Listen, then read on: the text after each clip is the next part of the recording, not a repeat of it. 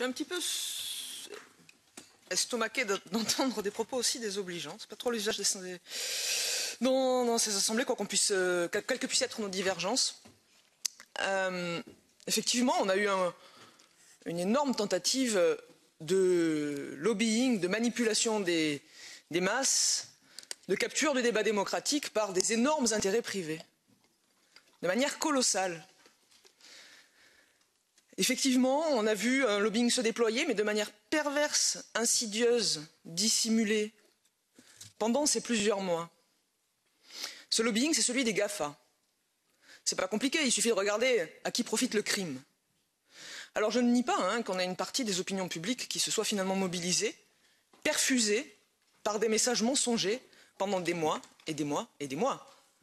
C'est tout l'intérêt d'avoir la maîtrise sur les réseaux sociaux, les canaux de diffusion numérique, d'être parfaitement acculturé à la communication numérique, ce que ne sont pas nécessairement les artistes qui subissent l'intermédiation numérique, qui aujourd'hui devient le moyen privilégié pour accéder aux œuvres culturelles.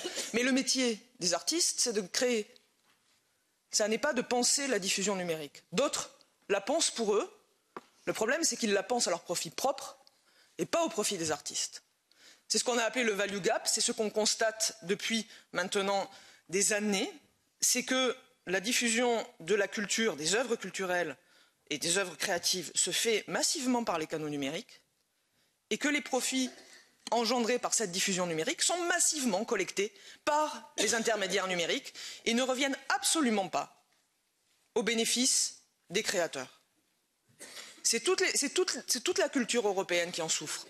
L'économie de la culture, c'est sûr, mais aussi la capacité et la vitalité culturelle. Parce que, au bout du bout, ce sont effectivement les artistes qui se trouvent privés des revenus légitimes de leur création.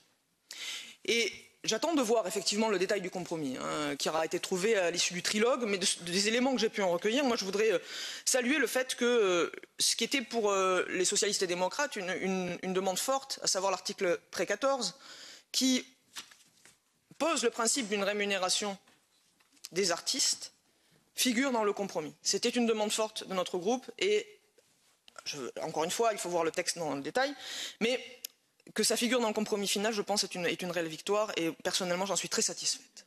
Parce que ce dont nous devons nous préoccuper, ce sont les artistes et les citoyens, à la fin. Si jamais les artistes n'ont plus les moyens de créer, on pourra leur mettre à disposition tous les intermédiaires numériques qu'ils souhaitent, mais les œuvres culturelles ne seront plus là.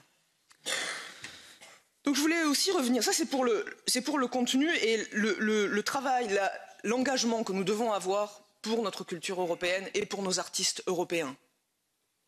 Parce que je suis désolé, moi je préfère soutenir les artistes européens que les géants du numérique américains, et j'ai pas honte de le dire. Ces géants du numérique, ils nous ont pourri le débat d'une manière scandaleuse pendant des mois et des mois et des mois, à coups de fausses campagnes, à coups de dissimulation dans l'organisation d'expositions, où on fait intervenir des think tanks sans dire qui vraiment finance les campagnes, qui est derrière ces campagnes.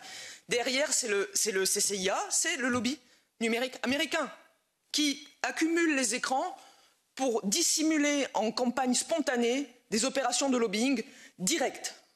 Tout ça au mépris du respect des règles de transparence, en s'affranchissant, par exemple, de l'inscription au registre de transparence pour intervenir dans le Parlement. Parce qu'on trouve toujours un faux-nez pour le faire à sa place et dissimuler qui on est. Voilà la réalité. Ça, c'était la première chose. Ça, c'était dès le printemps de l'année dernière. Ensuite, nous avons eu, bien sûr, les camions d'Edima qui tournaient devant le Parlement, les grands panneaux d'affichage en expliquant qu'on allait tuer Internet au moment où le premier vote se déroulait en commission des affaires juridiques. Puis nous avons eu cette campagne Save Your Internet. Alors je ne doute pas qu'on ait eu effectivement des gens qui, à force d'entendre qu'on allait tuer Internet, que c'était la fin du monde, pour mémoire, au moment des discussions sur le RGPD, c'était pareil. Les géants du numérique expliquaient que ça allait tuer Internet, qu'ils ne pourraient pas respecter les obligations qu'on ferait peser sur eux et qu'ils seraient obligés de fermer leurs services. C'était le même argumentaire. Le RGPD est en vigueur, je crois qu'Internet fonctionne toujours.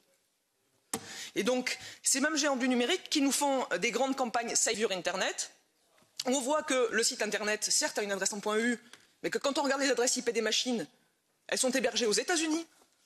Quand on regarde les tweets qui sont envoyés pendant tout l'été, alors peut-être que certains viennent de Suède, mais quand on regarde les statistiques, 71 000 tweets qui proviennent de toute l'Union européenne, 88 000 depuis Washington. beaucoup de citoyens européens en vacances à Washington à ce moment-là. Enfin, et c'est peut-être le plus grave, depuis l'automne, on a YouTube qui diffuse des informations mensongères auprès de tous les youtubeurs pour leur faire croire que ce que nous allons voter va les empêcher demain de faire leurs vidéos.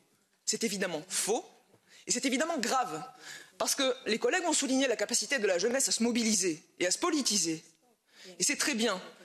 Mais qu'aujourd'hui, un géant du numérique comme YouTube se permette d'instrumentaliser la jeunesse pour en faire ses lobbyistes à leur insu, en les manipulant et en les abreuvant de mensonges, c'est profondément dégueulasse.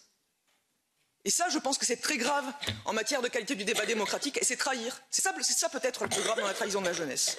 Donc finalement, peut-être que des citoyens se sont mobilisés, mais moi je pense que l'ampleur, la violence des campagnes dont on a été l'objet et qu'on a pu voir se dérouler, ça montre qu'on est sur la bonne voie parce que les GAFA ont peur et que peut-être, enfin, nous allons pouvoir affirmer la primauté de la culture sur les intérêts du numérique et la souveraineté européenne face aux géants américains. Donc moi, je nous encourage à aller dans cette direction.